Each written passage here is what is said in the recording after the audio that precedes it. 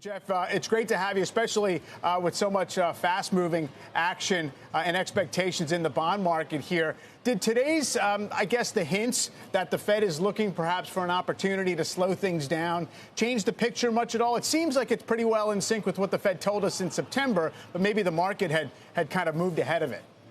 Yeah, I don't think there's really anything new there. I mean, we were discussing this across the desk today, and effectively, this is all about inflation fighting. And this is a week where we didn't get really new inflation data, but guess what? Next week we do again. So it's like every other week is something we're getting here. But the comments are consistent with what the Fed has been telling us. I mean, they're telling us that they're going to hike.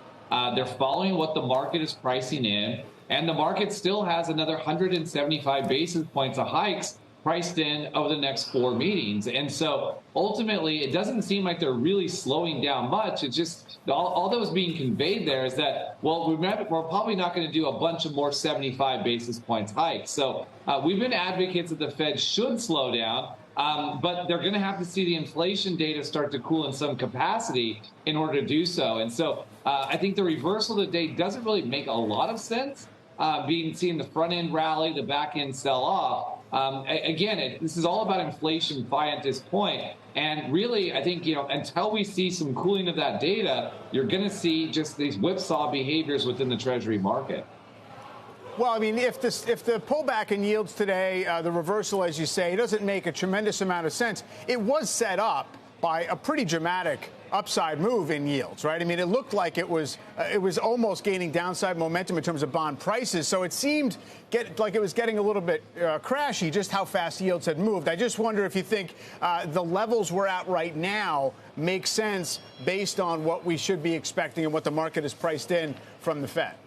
No, you nailed it, Mike. And there's just been horrible momentum within the Treasury market. I would even call it carnage. I mean, if you look at what's happened over the last 3 months in the Treasury market, I mean, we've repriced from Fed expectations, what the hiking path would be at the end of it by another 175 basis points. So all the hikes I'm talking about were not even priced into the market 3 months ago. And so what we see in the Treasury market is that it's really starting to offer a fair amount of value for those who want to offset risk in their portfolios. I know it's not working today, right? We have a nice stock market rally because the market really is hinging, the risk assets are hinging on a Fed pivot. But there is no signal yet, either in the data or in the Fed communication, that they're indeed going to pivot. So I think they continue to deliver here. I think, the Treasury market is fairly priced today. I think it offers value for a lot of things that you own in your other parts of your portfolio. If we do have an over-engineered Fed, we have recession risk, it allows you to really offset some of that with Treasuries. But don't forget, the other darling of the cousin of the stock market are the credit markets.